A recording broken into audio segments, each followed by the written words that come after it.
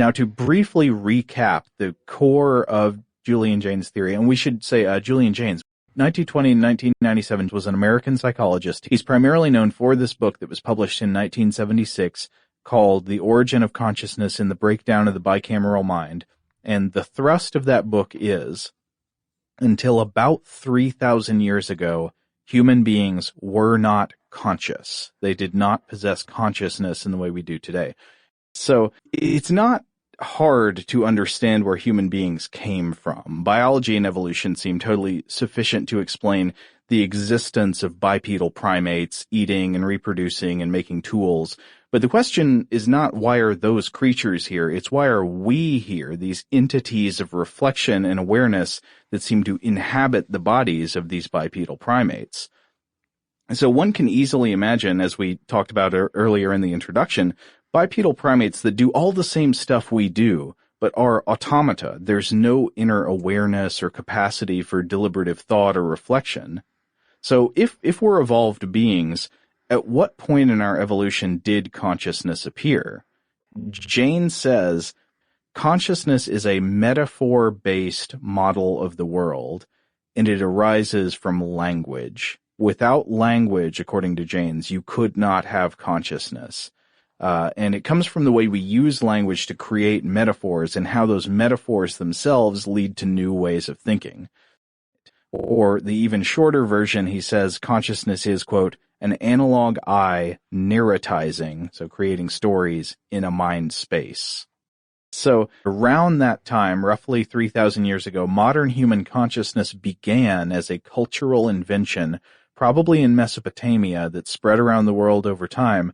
And before that time, for thousands of years, almost all humans were not conscious in the way we are, but instead were unconscious beings commanded in all novel behaviors by hallucinated voices that they called gods. Or another way of putting it, and Jaynes himself put it this way, everybody was schizophrenic. Sort of, yeah. I mean, so schizophrenia, as Jaynes imagines it, is one form or a modified version of a regression to this bicameral mind state that used to be the norm for how humans in ancient civilizations lived. And so this norm would be that most of the time you would be going around unconsciously behaving out of habit. But whenever something new happened, whenever you needed to make a decision and there was a stress point induced by that decision, you would be told what to do by a hallucinated auditory voice that you would perceive as a god and that you would enact that. Now, this is, as we said, a radical hypothesis. Yeah, because, again, the idea here is that everybody heard these voices, that this was the universal human experience. This was the norm. Right. And so, obviously, I mean, that sounds kind of crazy to us now. Like, what? Really? And today we're going to start by looking at evidence from the ancient world, from history, from archaeology, from ancient literature. Well, one of the things that we probably should be able to think about is, if ancient peoples perceived auditory hallucinations that they regarded as gods, and these gods told them what to do, there should be some evidence of this in what traces they left of their relationship to the gods they believed in, right? Yeah, and one of those examples, Jaynes argues, is the positioning of the houses of the gods. So the idea here is that the voice occupied the center of our thoughts, and so too it occupied the center of the town or the city, and that the house of the god or the house of the gods was quite literally the house of the gods. Yeah. So he draws on examples from the god houses at Jericho, the ziggurat of Ur, which we discussed in our Tower of Babel episode, as well as the city of Hatassus, the Bronze Age capital of the Hittite Empire.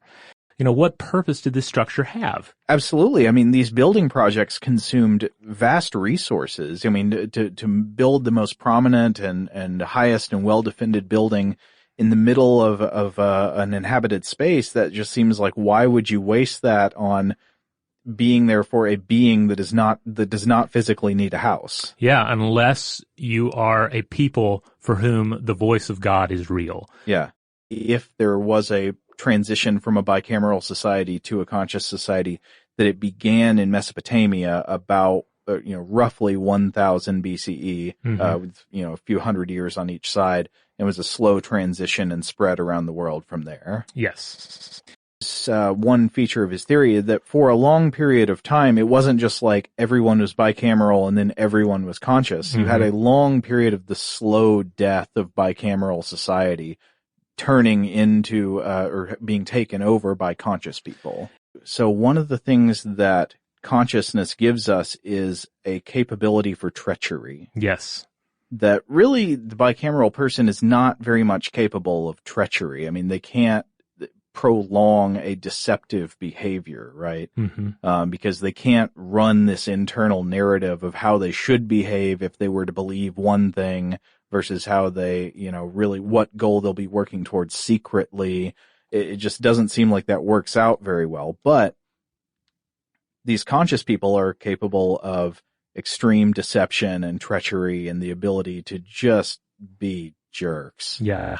Another thing that I think is one of the most important takeaways of this whole theory is that if Jaynes is correct, it's not that people used to be more religious and now they're less religious. That's not the progression. It's that ancient bicameral religion and modern conscious religion are completely different types of things.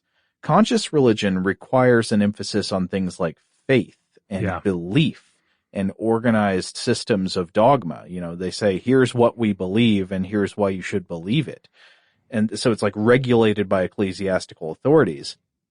It's addressed to an object that is not immediately apparent. Not so for bicameral religion, right? Yeah. So bicameral religion would have had no need for the concept of faith, because what's the point in telling people to believe in the gods that literally talk to them and appear before them all the time? That's right. I mean, the gods are speaking to you. Household gods, household spirits are speaking to you.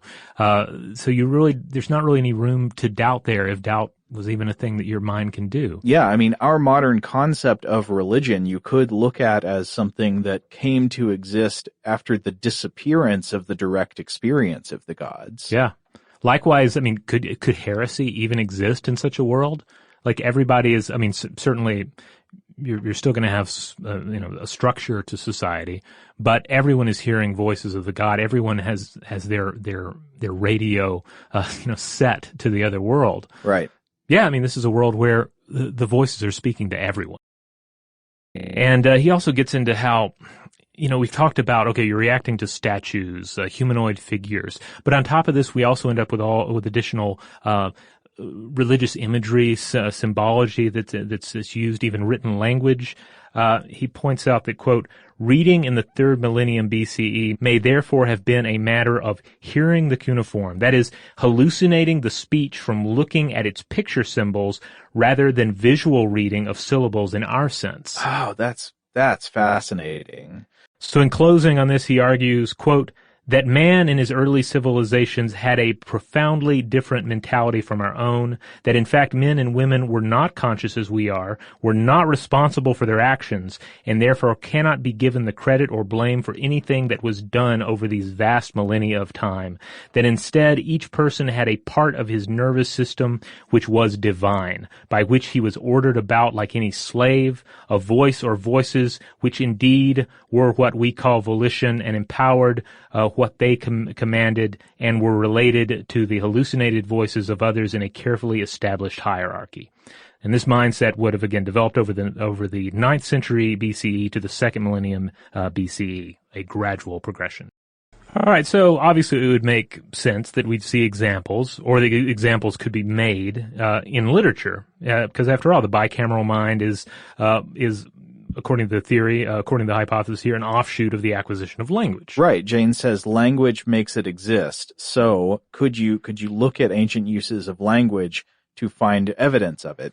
Now, another thing that complicates this is that Jaynes thinks that one of the causes of the decomposition of the bicameral mind into the conscious mind is the widespread introduction of written language. So this also, writing ends up undermining the bicameral mind. But can we see signs of the bicameral mind in ancient literature? I think he's got some interesting stuff to talk about here. Yet again, I want to be clear that I'm not endorsing his theory as correct, but I do think some of his claims, especially about what we see in Greek literature, are fascinating. And a little terrifying. I have to admit, when I was reading it kind of gave me the willies at various points to try to imagine ancient people ruled by bicameral mind. But when he started talking about the Iliad in particular, it kind of gave me chill bumps. How about Jewish literature? This is interesting. I'd not run across this before either. This is so this deals with Elohim. The Elohim, one of the names of God used in the Hebrew Bible, very often just translated as God, a singular, right? Right, but he argues that to translate it as merely God is to miss the plural nature of the word in Hebrew. But better translations of Elohim might be the great ones, the prominent ones, the majesties, the judges, the mighty ones, etc. And so these, he argues, could be the voice visions of the bicameral mind. And he also argues that one can really see the decline of the bicameral vision in the Bible. Now this is, I really love this because he's basically talking about, all right, if you pick up the Old Testament and you read it, front to back, you can see this transition. So he says, quote, in the true bicameral period, there was usually a visual component to the hallucinated voice, either itself hallucinated or as the statue in front of which one listened. So, even as a modern reader of the Bible will find this, you go from a physical God who physically does stuff, like kick people out of the garden or shut the door on the ark, to a God that merely speaks to everyone, a purely auditory God that we encounter with Moses, with additional visual flares here and there. And crucially, after that, a God of law and religion rather than of direct experience. So you go from this robustly imagined God who physically does stuff to a God who is a voice, to a God who is not experienced directly and rather is experienced through his tradition of teachings and law. So Jaynes argues that the Hebrew Bible is essentially a long narrative of the transition from myth to bicameral humankind to conscious humankind. And you can see the whole thing there. You've got the older prophets like Amos, who Jaynes identifies as clearly bicameral, to Ecclesiastes, who Jaynes thinks the author shows all the markers of consciousness. And he claims you can also see this painful transition from bicameral society to conscious society in many aspects of the canon. Couple of examples. He says people are constantly begging for contact with a god or gods that no longer speak to them in the literature that he believes comes from the conscious period of this history. So one quote he gives from Psalm 42, and this is with the name of God rendered directly to the plural rather than the singular as it would usually be rendered. As the stag pants after the water brooks, so pants my mind after you, O gods. My mind thirsts for gods, for living gods. When shall I come face to face with gods? Like he says that there are many signs throughout the books of the Hebrew Bible that the bicameral people may have been actively persecuted by conscious people for religious reasons. Yeah, I mean, you get into this scenario where, obviously the individuals who don't hear the voices, they've built up all this law and order based on the old texts and the old stories. It becomes dangerous if other individuals are attempting to add new material. So let's try to summarize real quick what Jaynes is saying is the basic contours of the transition through the bicameral period to the conscious period. I think Jaynes argues that bicameral society emerged with language and the increasing size of tribal groups. So when one could encode mental content into grammatical sentences, it was possible to code action motivation efficiently through language. So you'd have a big group where your authority figure can't be around to constantly tell you what to do because the group's too big. So a command heard from one's parents or one's tribal chieftain is hallucinated to recur over and over again, providing continuous motivation for action. And this is the non-dominant hemisphere commanding the dominant hemisphere. This is the first version of bicamerality. Yes. So when you've got words and sentences that can be hallucinated. Then over time, these admonitory voices, eventually they become not just repetitive, but synthetic. So they're not just telling you what these authority figures have told you in the past, but they're telling you what these authority figures would command if they were present now. So over time, parents and chieftains die, and their voices are still heard. Instead of internal copies of authority figures, they become imbued with disembodied authority. The voice itself provides inherent authorization magical authority as from a god. Then for a long time, bicameral society grows and develops, and bicameral people build technologies and kingdoms and begin to write works of ancient literature. But what happens to make it all disappear? Essentially, his answer is a combination of catastrophe and literature. So the catastrophe he singles out is the widespread failure of civilization throughout the eastern Mediterranean close to the end of the second millennium BCE. This is a period that's coming off of what's now referred to as the late Bronze Age collapse, where ancient empires fell apart and dispersed and people were displaced, and there was a lot of war and raiding and collapse of infrastructure. Trade was interrupted, education stifled, and it led to what some would consider a dark age of the ancient world. And he also argues that a small amount of natural selection may have come into play as well, because as all of this is going on and the enormous bloodshed that's playing out here at the end of the 2nd century BCE, those who had the best chance to survive were those who could resist the commandments of the gods and the voice of compulsion. Right, who were more adaptable and could narratize out solutions to problems, and who had the ability to practice prolonged deception and treachery. Yes, that's another huge idea here. So he's got a summary of the several factors he thinks led to, in this period around the Eastern Mediterranean and Mesopotamia, the collapse of the bicameral mind and the beginnings of widespread consciousness in culture. So what are these main things he offers? He's talking about, first of all, the weakening of the auditory by the advent of writing. Okay, a good example would be the invention of written law, right? Clearly distinguishing acceptable from non-acceptable behavior in a way that does not require the intervention of an internal god. Yeah, we got these tablets here. He doesn't have to speak to you all the time. Just refer to the tablets. Yeah. Okay, what's the next thing? Number 2, the inherent fragility of hallucinatory control. Okay, yeah, we can see that there's some instability in the system there.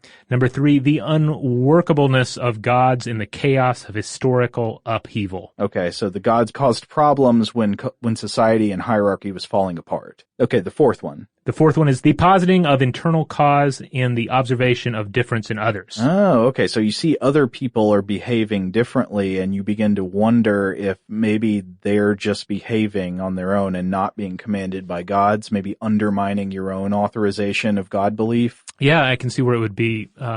It would be contagious in that respect. Yeah.